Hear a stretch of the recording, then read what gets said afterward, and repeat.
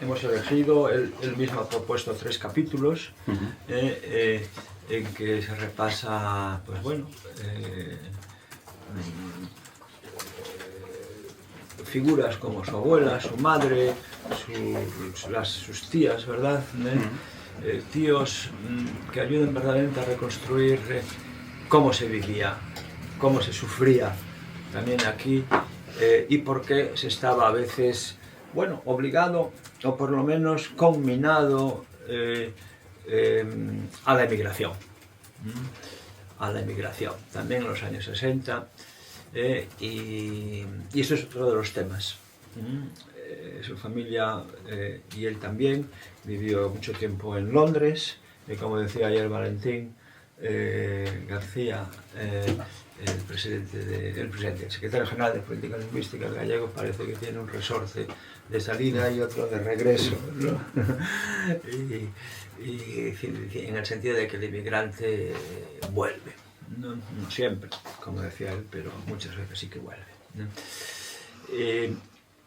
Y este ha sido su caso, Es por tanto una voz importante que nos abrirá camino por la topografía literaria y el imaginario social, no solo el mítico, quizás la literatura gallega, los eruditos gallegos han ocupado mucho del imaginario mítico de Galicia y solo la generación de jóvenes escritores y escritoras, poetas y novelistas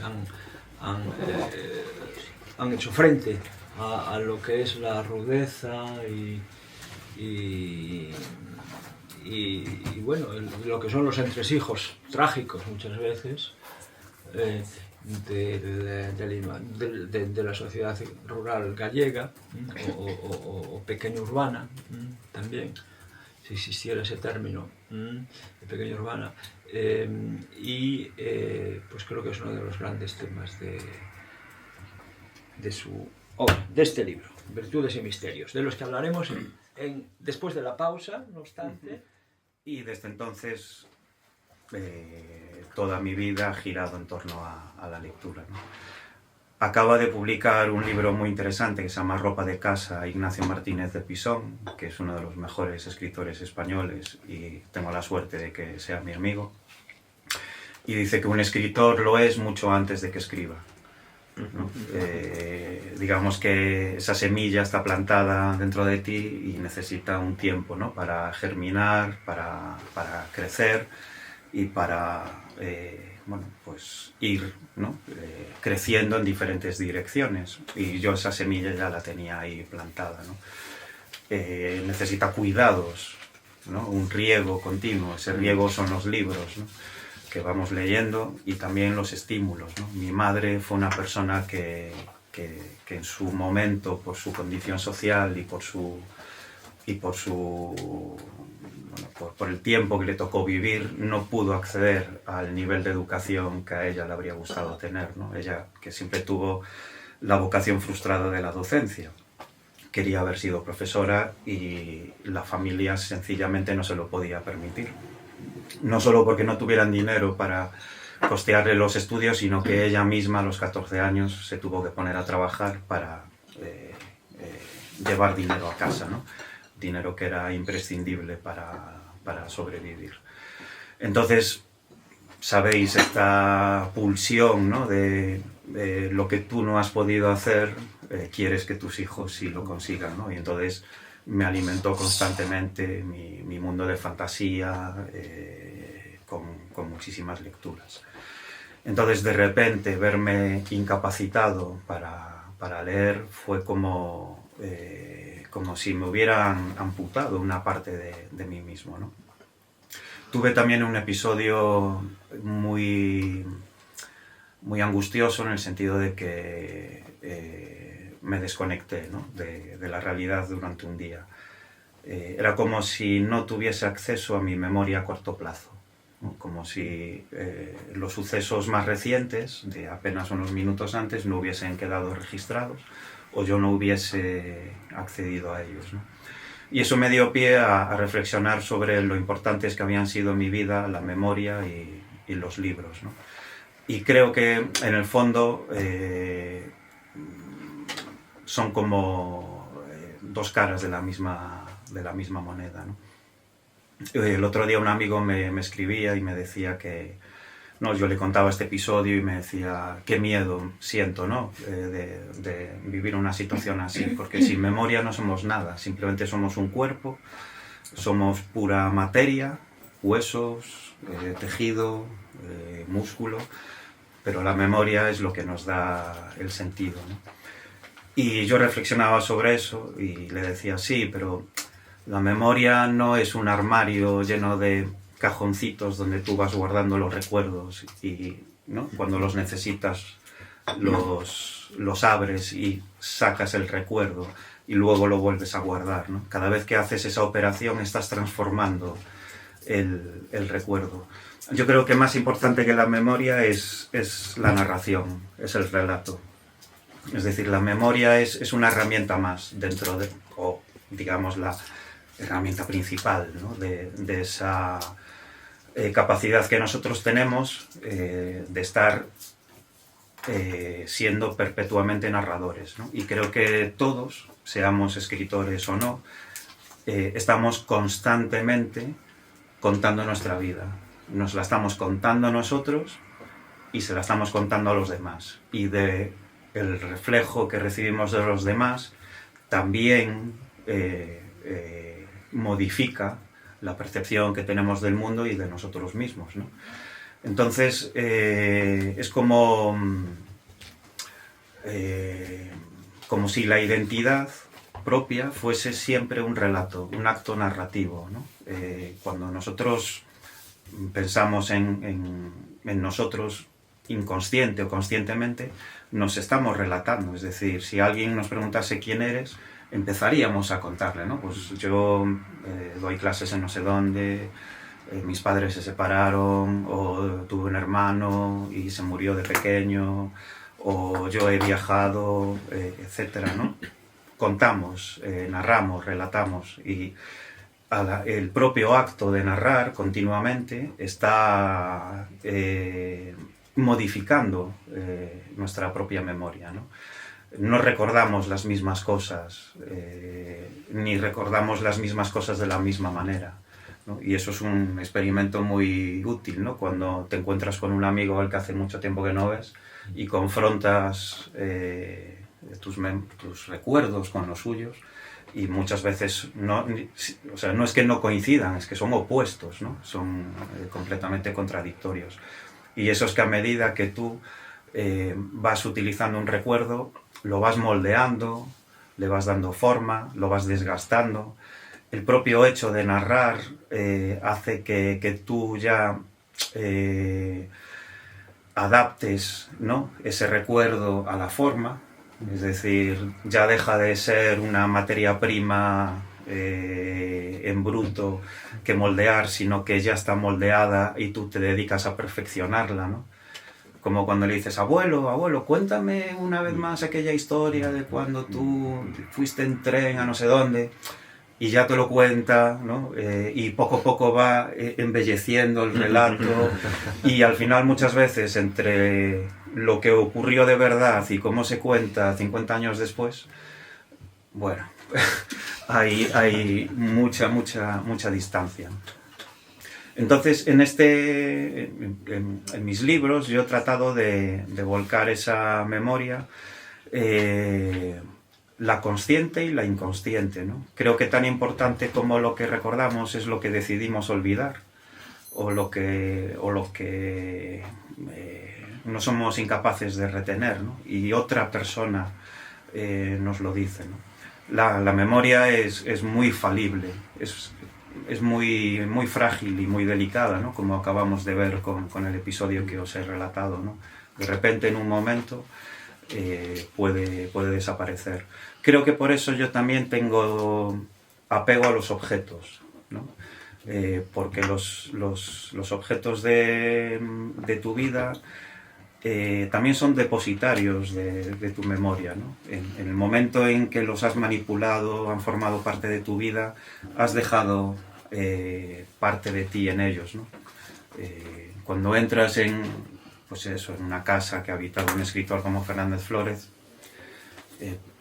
vas buscando sus huellas, ¿no? En los objetos, y de alguna forma también es como el único elemento de contacto físico que tienes entre esa presencia que ya no está aquí y contigo, ¿no? Yo no sé si a vosotros os ocurre, ¿no? Limpiando una casa porque te vas a mudar, o la casa de tus padres porque se va a vender o porque han fallecido, y encuentras objetos, ¿no? Que son un poco como la esfera de Ciudadano Kane, ¿no? El Rosebud, ¿no? El emblema, ¿no? O te recuerdan a alguien, ¿no? Hoy he traído algunos que he encontrado por casa para compartirlos con vosotros. Claro, esa memoria individual, a la vez, como decía antes, también es una memoria colectiva, ¿no? Es la memoria de las personas a las que has tratado, ¿no? Yo tengo un pequeño proyecto de novela en el que, bueno, pequeño no, porque creo que va a tener muchas páginas, pero uno de los personajes tiene... Estamos hablando del año 2012, que es cuando transcurre la novela, y recordáis que en esos años, bueno, ya unos años anteriores, todo el mundo que quería escribir tenía un blog, ¿no? Y escribía ahí sus, ¿no? Pues él tiene un blog que se llama Breve Encuentro, en el que va consignando los encuentros fugaces que ha tenido a lo largo de su vida con gente a la que nunca más ha vuelto a ver, ¿no? Bueno, pues es preguntarse un poco por qué esta persona que simplemente se cruzó fugazmente en mi vida sigue siendo una presencia en mi memoria, ¿no? Pues imaginaros los seres queridos, ¿no? que te rodean y que te moldean también, ¿no?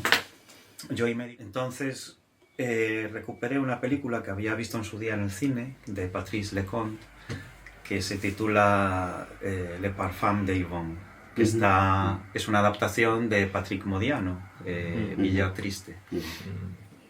Y hay un momento en el que suena una canción de Charles Aznavour que se llama Sa jeunesse, ¿no? Y la letra viene a decir algo así como los 20 años, ¿no?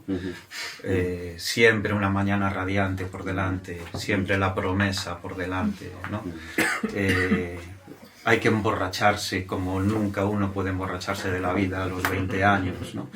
Y luego habla, ¿no? del tiempo perdido y nunca recuperado, ¿no?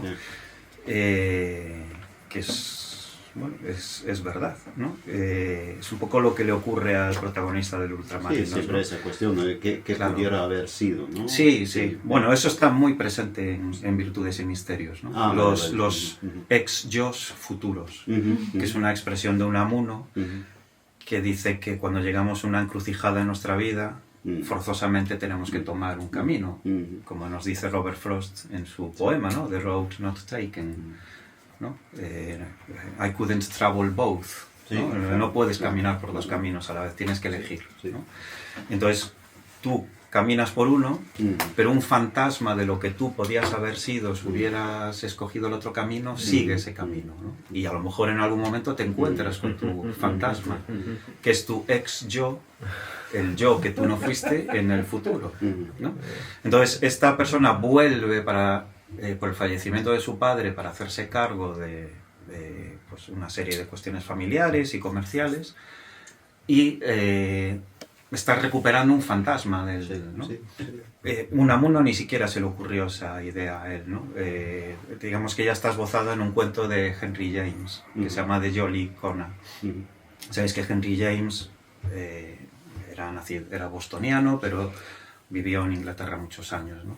Y digamos que en ese cuento, un americano que lleva muchos años viviendo en Inglaterra vuelve a su ciudad natal norteamericana para vender la casa en la que creció. Y es un cuento de fantasmas, ¿no? Se encuentra a su ex yo futuro, ¿no?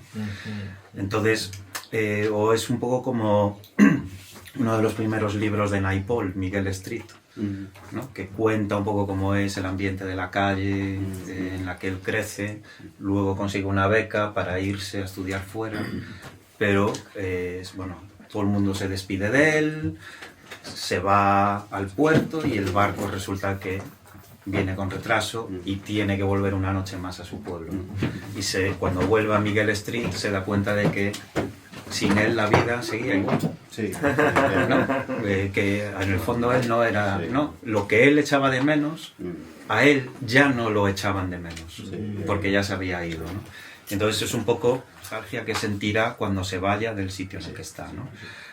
Digamos que las motivaciones un poco más ocultas de ese cuento fueron el yo ser consciente de que durante los años 40 y principios de los 50 la BBC había hecho el Galician Program, ¿no? Que eran unas emisiones que se hacían en la BBC en gallego, cuando en España no se podía emitir en gallego ni ninguna otra lengua que no fuese el español, ¿no? Entonces, ¿eso solamente era en los años 50? Fue finales de los 40, principios de los 50. ¿Y este cuento entonces estaría situado en esa Sí, época, sería un más o poco esa menos? época, años 50, años 60. Realmente sería un escenario pasado, pero con una cronología imprecisa, porque es más importante la sensación que el rigor cronológico en este momento, ¿no? No, es interesante porque para mí, por ejemplo, esa asociación con los corner shops que los inmigrantes de la Arabia, ¿no? Tienen ahora, y yo pensaba que era más bien decente, ¿no? No. Vale. Entonces, Francisco Fernández del Riego, a quien se le dedicó el Día de las Letras Gallegas hace poco, fue realmente como un nódulo aglutinador de eso, ¿no?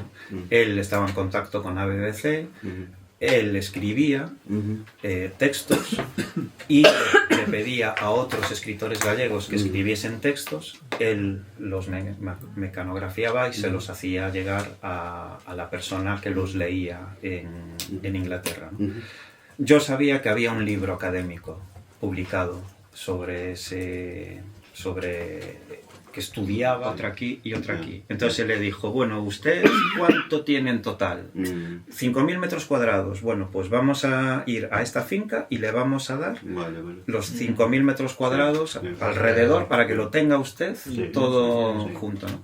Y la gente, literalmente, o sea, llegó a haber gente que mató porque no quería perder este trozo de tierra, porque lo había heredado, siempre había estado en su familia, o no se fiaba de que se lo fuesen a dar, y eso alteró mucho la configuración del territorio y también yo creo un poco la configuración mental del gallego, ¿no? Tú vas a Castilla y son campos y campos y campos y son, ¿no? Horizontes muy lejanos. En Galicia el horizonte siempre está cerca, ¿no? Porque Galicia es como una configuración de pequeños valles. Eso explica también que normalmente donde hay un valle hay un río, y donde hay un río hay varias fuentes, y donde hay abundancia de agua hay asentamiento humano.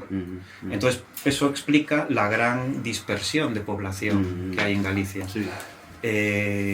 Porque en Castilla a lo mejor un suministro de agua era el único que había en 20 kilómetros a la redonda. En cambio en Galicia el agua está por todas partes, por eso los gallegos están por todas partes, o estaban. Galicia tiene la mitad de los núcleos de población de España. Núcleos de población. Sí. Hablamos de parroquias, lugares, concellos. O sea, y eso significa que hay otros tantos nombres. Es decir, hay una riqueza toponímica brutal, ¿no? Que muchas veces se ha ido perdiendo. Y luego al gallego le encanta ponerle nombre a todo, a los accidentes, o sea, los peñascos, las fuentes, los prados, los altos, los caminos. Tenían nombres, ¿no? Que muchos se han ido perdiendo. Y eso eso para un escritor es un patrimonio que te sostiene inmenso, ¿no? Que es muy interesante, ¿no? Y eso explica un poco pues esa descripción, ¿no? Que realmente parece un patchwork, Sí, ¿no? sí. Cuando tú vas cosiendo distintos retales para hacer una manta, o, ¿no? Pues el campo gallego parecía mucho eso, ¿no? Sí. Hablas de María Antonia Dans, era pintora de las Mariñas, Sí, sí, sí. Originaria de Mallanca por casualidad, Sí, Polonio. Sí, sí. ¿Sí o no? Sí, sí.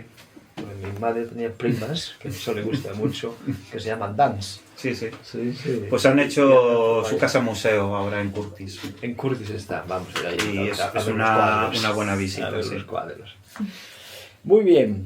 A ver, dentro de poco tendremos que hacer una pausa. Y entonces le dijeron, hay un sacerdote que ha vuelto de las misiones en Venezuela, ¿no? Entonces ella, que bueno, como casi todas las mujeres de su época, era una persona muy religiosa, y bueno, los sacerdotes tenían una autoridad moral y también una autoridad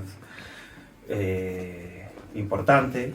Le escuchó su caso y le dijo, mire, si no quiere volver, si no le ha mandado dinero, si no quiere que usted vuelva, es que ya tiene otra familia. ¿No? Hay muchos casos de estos.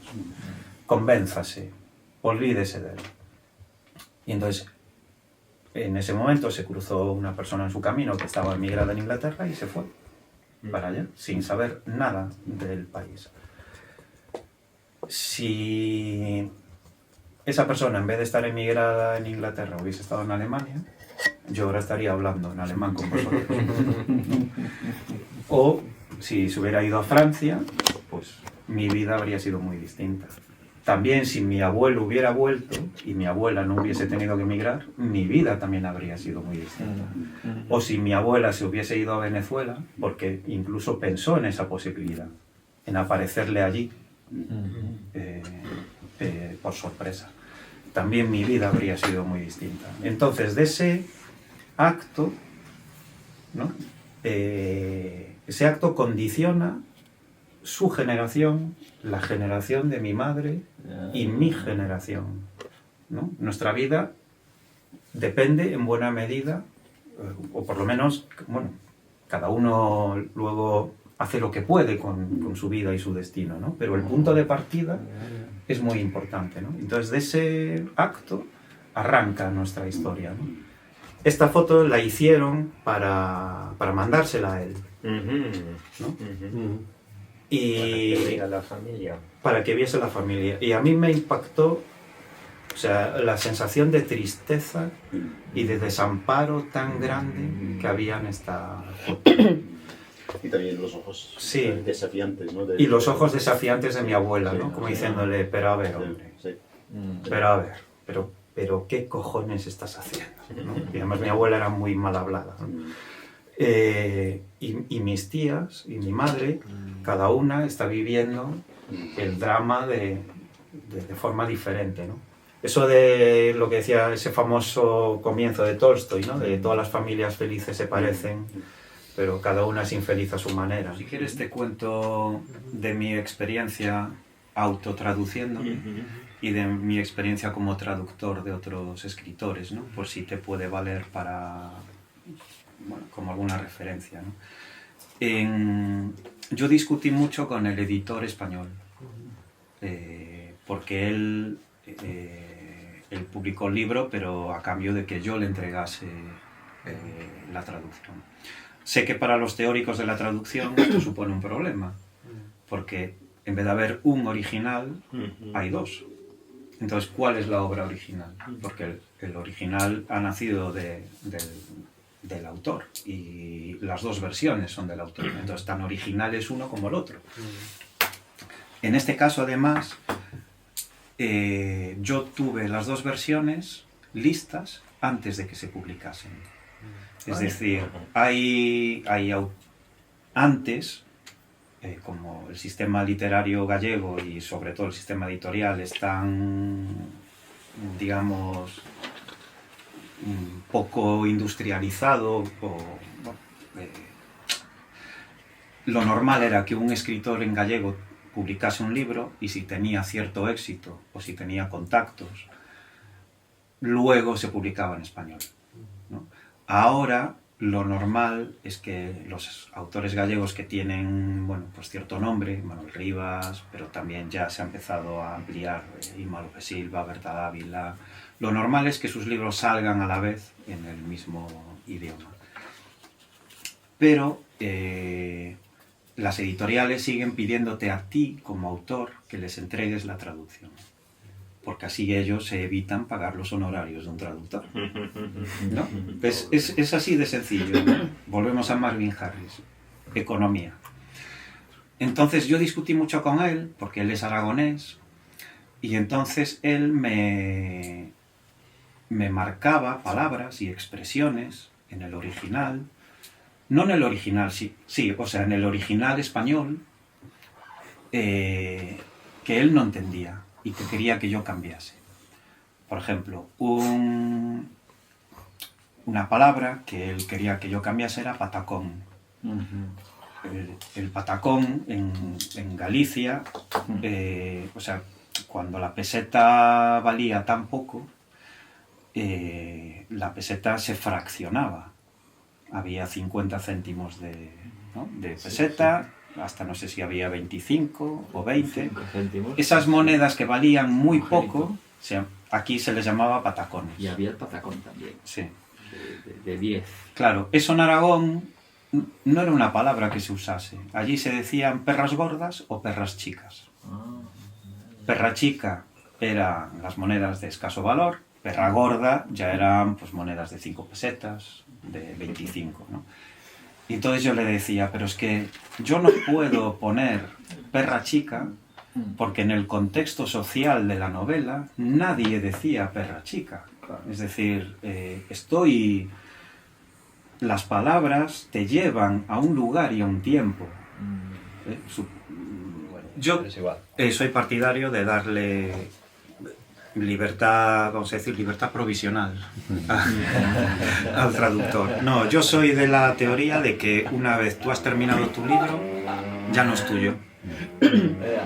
Lo has escrito, se lo has dado al mundo y ahí está. Es decir, la persona que lo lees es la que completa el libro con su experiencia, la que le da sentido. O sea, es como una partitura. Una partitura... la música está dormida hasta que alguien con un instrumento la interpreta, ¿no? Pues eso sería el acto de leer, ¿no? Completar el libro desde tu lectura y tu experiencia. Al traducir entiendo que pasa lo mismo, ¿no? Claro, lo que no puedes es tomarte demasiadas libertades en el sentido de que perviertes el significado, ¿no? Pero muchas veces tienes que traicionar la literalidad para ser fiel al espíritu, que es lo más importante. Entonces, os conté antes, y está muy bien que preguntes esto, porque lo iba a contar y se me olvidó, como no se habían publicado las dos versiones, digamos que yo me iba traduciendo, pero como el original gallego todavía no se había publicado, podía hacer cambios. Entonces, la traducción es la lectura más demorada que tú puedes hacer de un texto. No puedes leer con más calma, con más lentitud y con más cuidado, porque vas, es decir, lo absorbes, ¿no? Entonces, el acto de traducir me hacía consciente de cosas que yo no había visto mientras escribía. Es decir, pues a lo mejor una palabra que se podía cambiar por otra más precisa, o que tuviese una carga evocadora más potente. O había una rima interna en la frase que resultaba eufónicamente fea. Entonces, la traducción me hacía consciente de eso, entonces hacía ese cambio, ¿no? Y al revés, ¿no? Una frase que en gallego sonaba muy bien, si la traducías literalmente en castellano, no sonaba tan bien, porque había muchos verbos todos acabados en ar, o muchos participios, ¿no? Entonces eso me obligaba a buscar ciertos cambios, ¿no? Lo cuenta Camilo José Cela yo no sé si fue La Colmena o Viaje a la Alcarria, que una vez le pidieron hacer una versión de bibliófilo, que cada capítulo iría encabezado por una capitular, por una letra capitular, ¿no? Y entonces, haciendo recuento de las primeras letras de los capítulos, había varias que se repetían. Entonces decían, hombre, ya que vamos a hacer el esfuerzo de embellecerlas con capitulares, sería una pena que se repitiesen. ¿Te importaría cambiar estos capítulos y empezarlos con una palabra que empiece por otra letra para tener más variedad? Y él dijo, por supuesto. Y entonces una obra de estas que ya parece inamovible en el canon de la literatura española, él hizo esos cambios simplemente porque tuviese unas capitulares más bonitas, ¿no? Entonces tiene que haber esa flexibilidad, ¿no? Y entonces cuando tú te estás autotraduciendo, cambias, ¿no? O, por ejemplo, Vedraño. Vedraño en inglés, en gallego significa antiguo. En cambio, cuando yo lo pasaba a español, no me acababa de convencer el matiz antiguo. Y lo cambié por venerable. Me parecía que Vedraño y venerable significaban dos cosas distintas, cada una en su lengua, pero que en el contexto de la frase, del libro, era la que mejor reflejaba el espíritu con el que yo había escrito Vedraño en el original. Entonces, no tengas miedo a buscar una palabra que aparentemente, literalmente en el diccionario, tenga un significado diferente. Si sigue siendo fiel al espíritu de la obra, es la palabra adecuada, es la palabra correcta, ¿no? Entonces, sí, yo cuando me traducía me tomaba esas libertades, sobre todo conmigo mismo, claro. Con Julian Barnes, pues a lo mejor no me atrevo tanto, ¿no? Pero bueno, alguna libertad sí te toma, y ¿no? en cuanto a la sintaxis, ¿no? Porque nosotros los dos teníamos este problema, ¿no? Tienes frases muy largas, ¿no? Sí, algunas sí lo son. Muy complicadas, ¿no? Pero eso es un marco de estilo también, ¿no? Sí, es un poco el ritmo que tú quieres imprimir, ¿no? Hay como obras musicales que de repente se aceleran, luego se remansan, puedes hacer un contraste entre frases cortas y luego una frase muy larga con muchas subordinadas. Pero también hay frases, ¿no? que tienen como dos partes que no tienen nada que ver la una con la otra, ¿no? O muy poco, ¿no? Pero de todas formas es una frase, ¿no? Sí. Claro, se supone que vosotros tenéis que colocar el verbo al final siempre, ¿no? Depende. Eso es muy gallego. Hay inversiones, ¿no? Se puede hacer eso, ¿no? Claro, subordinadas. Si una subordinada es demasiado larga y os plantea un problema sintáctico, partirla. Vale, bueno. Y luego hay otro. Yo traduje Lolita. Sí, bueno. Y sobreviví, estoy aquí. Ya. Y a veces, claro, hay muchas aliteraciones en Lolita. Sí. Entonces había algunas que era imposible de reproducir. Pero de repente, en otro pasaje del libro, el gallego se prestaba a hacer una aliteración que en el original no estaba. Entonces, en gallego hay un refrán que es una perna tapa otra, ¿no? Entonces es, donde aquí sacrificaste una aliteración, la recuperas en otro sitio, ¿no? Y entonces, estás siendo infiel a la literalidad, pero estás manteniendo un poco esa obsesión neurótica del narrador, ¿no? Que lo lleva a hacer juegos de palabras y a demostrar su erudición y su cultura, ¿no? y ves que es una personalidad narcisista y enferma, ¿no? Pues eso es lo que tú le tienes que trasladar al lector, ¿no? Que es un narrador completamente no fiable, que no te puedes fiar de ese narrador.